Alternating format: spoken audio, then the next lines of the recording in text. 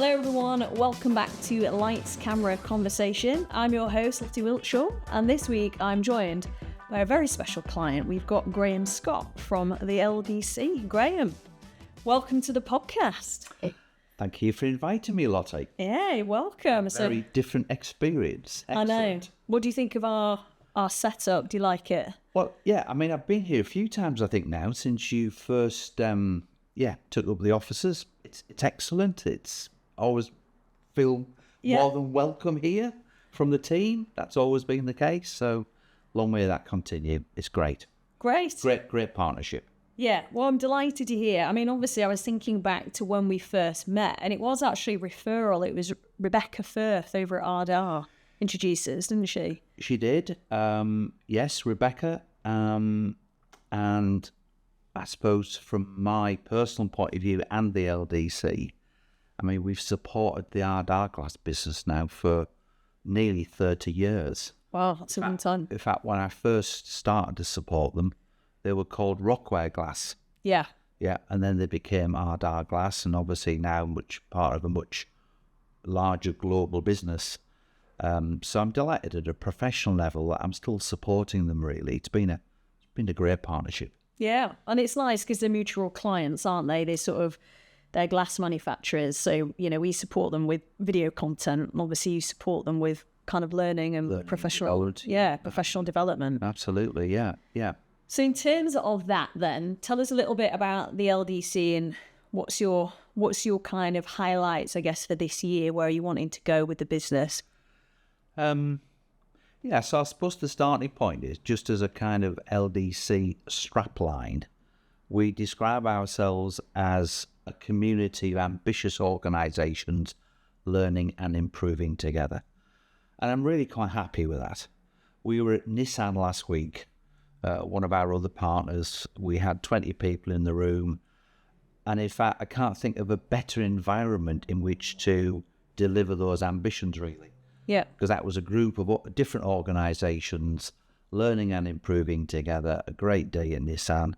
And people seem to enjoy those experiences, really. I think collaboration's key, isn't it? Where you can bring people together through events, where you do a lot of shared learning. You always find in different businesses, there's always different facets of things that you can kind of learn and then bring over to other companies. Because a lot of your learning events are kind of run as live workshops, aren't they? They are. Yes, indeed. I'd like to think, with that in mind, that our model, our approach, genuinely goes beyond just a networking model. Yeah. That there is true collaboration. People are sharing resources, sharing best practice, and we're pulling people together. So that's the kind of vision of things, really. Yeah. Oh, that sounds good. And with that in mind, since January the 1st, we've had 3 new organisations who have become members. Large organisations. So that's kind of reinforcement that people seem to like what we do. And those 3 organisations have all been through referrals. Yeah. Oh, that's good. Yeah. Yes, where we get a lot of really good business actually through referral business, and where if you've delivered a particular video campaign for someone, they see what you've done, they want a similar sort of thing. You kind of tend to find that, when you have those case studies and those referral opportunities, especially with clients that you work with a long time, there's always, again, it's back to collaboration, isn't it? Something you learn on one project you can bring to another. Yeah, and it's essentially about building trust and about building credibility. I sometimes get confused, you're probably the same, you'll get approached by a kind of sales organisation who seem to think, they can give you a better model of generating business than the one you've already got. And I'm never rude to people. I never would be. But I think, okay, the referral thing seems to work for both of our organisations. Yeah. In Europe, that's because of, hopefully the excellent work that we do. Yeah. No, that's it.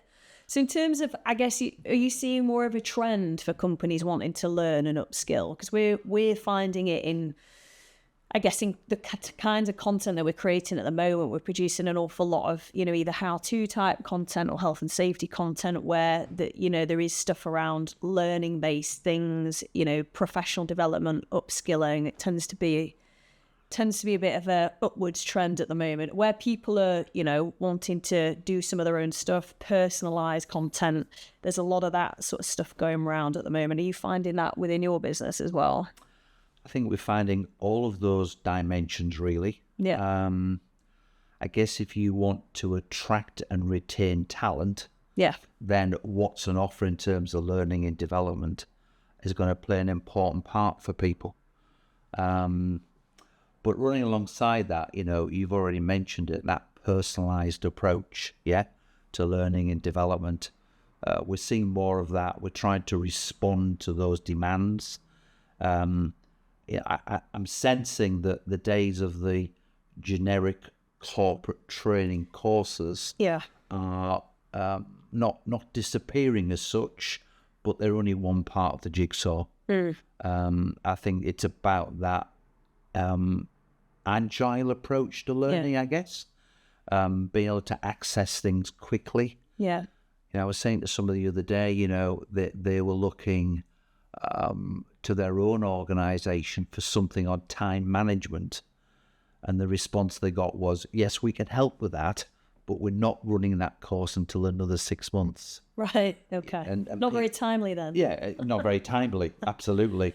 But as an example, to people wanting to move quickly and have access to resources. So this thought of individuals designing their own development plans seems to be the way forward. And I think the personalization as well within the company and some of the corporate company culture, because that's something we're finding as well, whereas company might come in and they've maybe had a piece of learning content in a video format that has been off the shelf, and that's helped them to a point, but actually what they're finding is over time people are disengaging with the content. They're not engaged with it, they're not learning by it, and then obviously that leads on to a trajectory of a whole load of other issues. So they're coming in looking for stuff that is more personalised, more bespoke, and kind of speaks their language and looks like their culture. I think it's kind of key. Yeah, and I guess in bite-sized chunks as well. Yeah. Because people have busy lives, all the challenges that we face day to day, Whereas I guess if somebody is engaged, I don't know, in a piece of material, say for 20 minutes, but they're truly engaged, and that makes them want to take it further, I guess that's better than being in a workshop for a day and listening to 100 PowerPoint slides. Yeah. I mean, it's kind of thing. There's a lot of still death by PowerPoint around, isn't there? And I think the bite-size thing, I think you picked up on there, is really crucial. And again, that's something that we're finding is a common thread, whether you've got a day's workshop condensed into smaller chunks, or you've got a 20-minute health and safety induction that is now, let's put it into topics that are 2 or 3 minutes each, so we can give someone a topic and then we can make it interactive after, so we can have a conversation with them, we can ask them some questions, there's a bit of back and forward. Tends to work quite well. And all that leads, I think, to them people wanting more of that. Because it's work for them, it's effective, and so they want to carry on investing in their own development. And I guess it's this whole thing about the organisation should set the right climate, I think, for learning and development from a cultural point of view. But ultimately, our futures lie with us as individuals. Yeah, it's true. It's being proactive and it's making things happen, really. Yeah. And I think people in the workplace are surrounded by learning opportunities, which are very real. It's tapping into it, isn't it? It's kind of making a plan for your own professional development, because I'm always sort of trying to look for things. Like every year it's either try and do an event. I'm going to see Stephen Bartlett talk at the end of this month, which I'm excited about. Obviously he's a serial entrepreneur, he's got his podcast, he talks a lot of sense. Love him or hate him, people have kind of mixed reviews actually on him, but I think there's a lot of really good stuff that comes out of that. So I think if you can kind of surround yourself with people, you can tap into other resources. I mean, where do you go typically for some of your kind of learning based content, whether it's personal stuff or business stuff? Where do you tend to sort of, what draws your attention in? What do you like looking at? Well, for me, on a professional basis, I've always followed the London School of Economics. Right, okay. My degree was in economics. Oh, was it? Many years ago. So they really helped me. Yeah. So, they're offering things all the time online. Yeah. I've been to London to be directly part of the workshops over recent years. Yeah. In terms of the thought leadership, London School of Economics, I guess, are up there with the best. An example of that is I've always followed a guy called Professor Paul Dolan. Okay. Who, psychologist, but he's a kind of guru around the concept of happiness. And he's great. Yeah. He's a character. Yeah, that's always good. Just lively, he's energetic, maybe controversial on occasions. But you need that as well, don't you? Yeah, so, do a lot of London School of Economics. Likewise, one of our partners, Durham University Business School, so I get invited to some of their events from time to time. So that's what kind of hopefully keeps me ahead of the game. Yeah, and I think being ahead of the game is an important thing.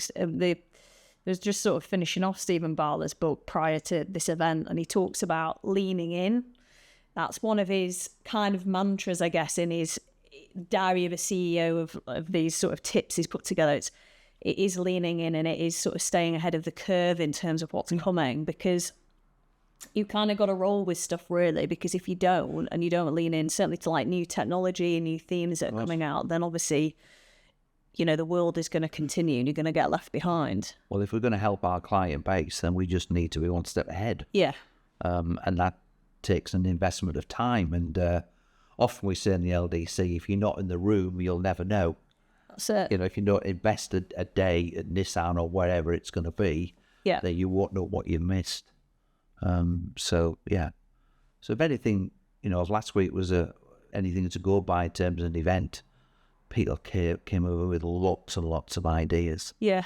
From an LDC point of view, I'm bound to say this, we're always trying to make sure, though, that it's great having those ideas, but we're trying to create that support infrastructure where those conversations carry on after the event.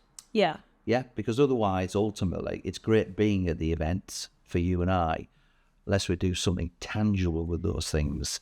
Yeah. Then ultimately not good use of our time, you and me. So we just, in terms of implementing ideas from those best benchmarking events, we're just saying don't leave it to chance. Yeah. That's all. And it's having probably a structure around it, isn't it, in terms of outcomes? So you plan these events, you go, what is it that you want to come away from? And then what is going to be your implementation plan after? Yeah. So it's like with anything, isn't it? If you set a goal for the new year, you're like, right, I'm going to do this. So then how is that then going to be implemented and delivered throughout the year? And so with that in mind, so I suppose just quickly, if you take our best practice groups, we've got the 5 areas. So people go on 4 best practice visits per year. But every time that group turns up for the next best practice event, there's an expectation that they will share their progress since the last event. Okay. So there's some peer pressure. We've got to report back. Yeah, in a supportive way. And it's not really a competition. But at the same time, I wouldn't want to turn up unless I had a story to tell. Yeah. So hopefully that does bring some discipline to it. Yeah. No, I think that's good. Have you, I guess, continue with the learning theme, is there anything, because obviously you talked about events and the London School of Economics, is there anything you've watched recently, be it film, documentary, series, where you've sort of, I don't know, profoundly learned something or just enjoyed learning something new that maybe you thought, that's worth looking into? It was back to the London School of Economics, really. Yeah. Forgive me, I forget the individual's name, and he's written a book around it. And essentially the message was about things that are successful do take a long time. And you have to build some strong foundations. Yeah. Are you with me? Yeah. And apologies, on another day, I'll remind myself of what the book was. But it was very powerful. And there was a story he'd been part of. And I think it was in Colombia, where people were living in a very challenging environment, violence, etc., etc. And this local community just fought back against those things, and it started to make a real difference. But his message was that didn't happen overnight, obviously. Yeah. So I suppose it's that thing about sustainability. Yeah, things of real value do take time. Yeah. So not necessarily remembering the person's name. I should do, but that was. But very the values powerful. from it. The values from it, and I guess you and I would share those values for our own organisation. Absolutely. I think it dials into the whole theme, I guess, I'm looking at this year, which obviously started at the beginning of the year, January, because, you set your intentions, don't you, for the start of the year. Yeah. It's consistency. So it's about, doing the same things, the right things. Obviously, if it's not the right thing, then you've got to adapt and change it. But it's kind of little and often, and it all leads into...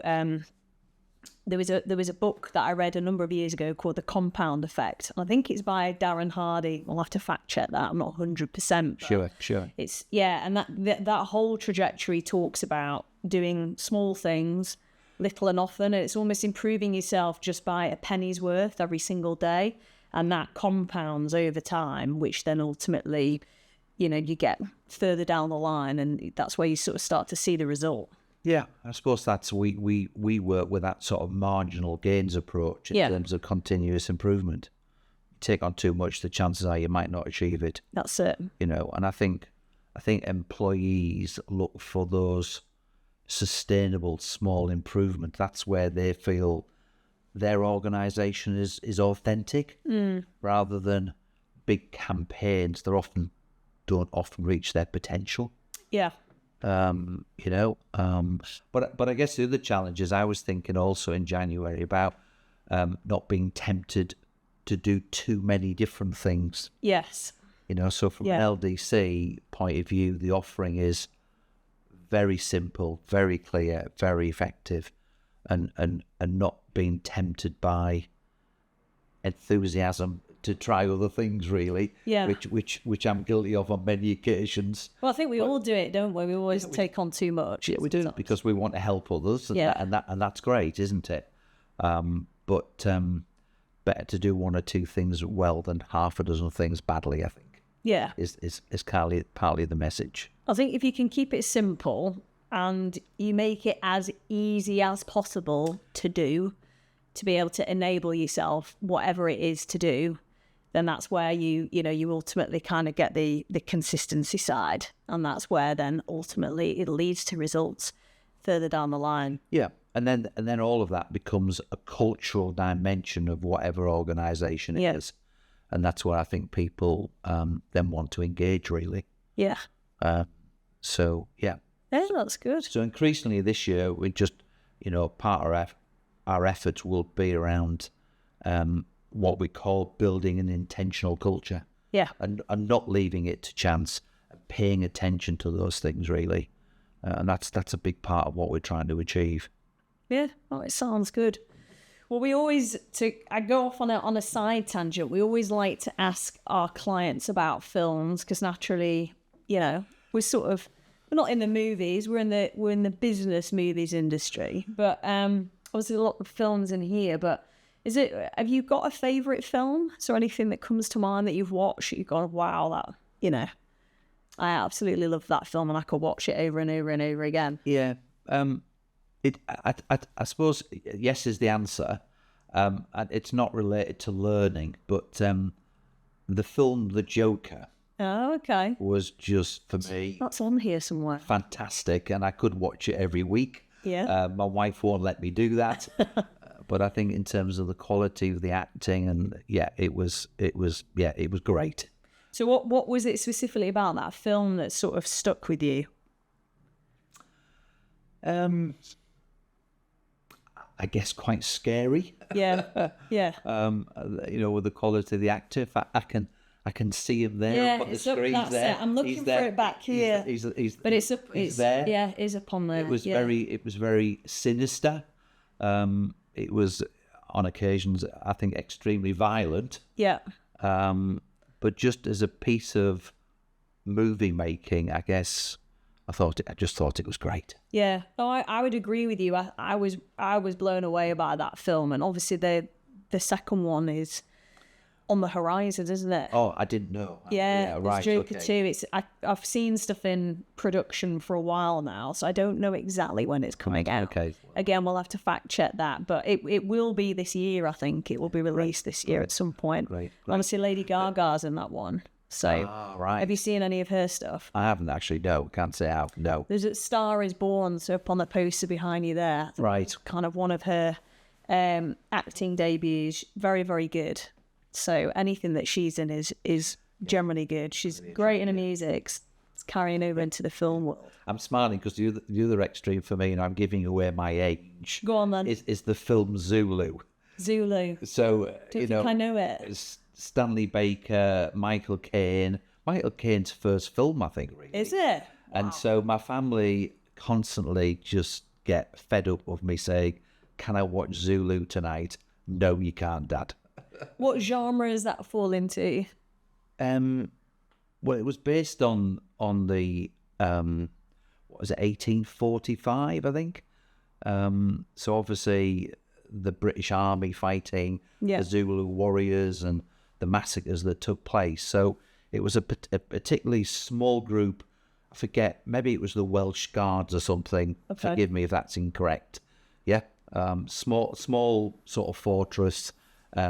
Thousands and thousands of Zulus who tried to kill them, and in the end it didn't happen, and they managed to survive.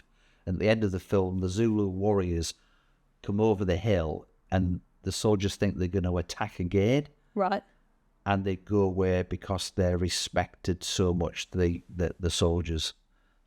So yeah, it was great, but yeah. Back in the day before all the CGIs, they needed 1 million extras or something for that film. You weren't born then, I don't think, I'm sure. Well, when did it come out? It's a good question. So, I don't know, 1962 maybe? Right. Yeah. 86. That's just a personal thing of which my family are not impressed with. No. So whenever they go out, I say, "Can you put Zulu on for me?" This is it. And they do. What was your favourite genre of film? Is there a particular genre that you gravitate towards? I don't think so. No. You've asked me the question. I don't think there is. No. I just anything. And anything that just captures the imagination, and I get a bit of history to it. Yeah. Well, that's nice. Yeah, a bit of history. Yeah. Bit of history to it. Yeah. So but the Joker. Yeah, truly excellent. Yeah, it is great. I think for me, it's anything really ultimately that has a really good story behind it and good characters and something quite gritty that you can get into. So I quite like a lot of thrillers, where you've got, just an unfolding plot, or the story gets a little bit complicated, and, anything like that where you sort of, what's going on? I quite like those films where you've got to try and work it out as you go, and then the penny drops, and then there's a twist to it, and then there's a few twists and turns, and then it ends abruptly. I quite like those ones, and not always in a way that you predicted. So I guess we watch some Netflix stuff from time to time. That there's some good material on there. There's an awful lot now across, whether it's you want the series, short series, long series, films. There's a lot, world cinema. There's so much content now that you can kind of access wherever you go. It's very much some real choice there, isn't there? It's very much there. Yeah, no, good.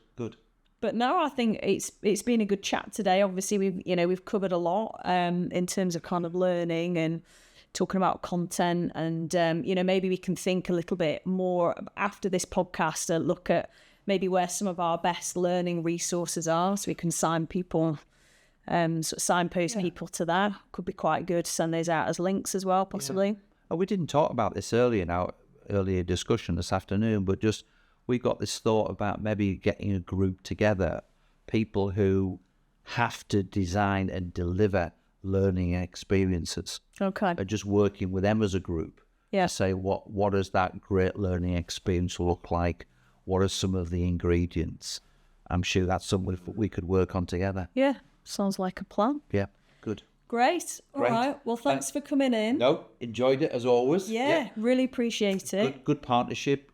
Good discussions today about the next 12 months for our two organisations, and look forward to working together as always. Yeah, sounds great. There's a lot of collaboration ahead. So, but yeah, thank you to our audience and listeners. Thanks for tuning in to Lights, Camera, Conversation, and come and check us out next time for some more content. Take care. Good. Thanks, everybody.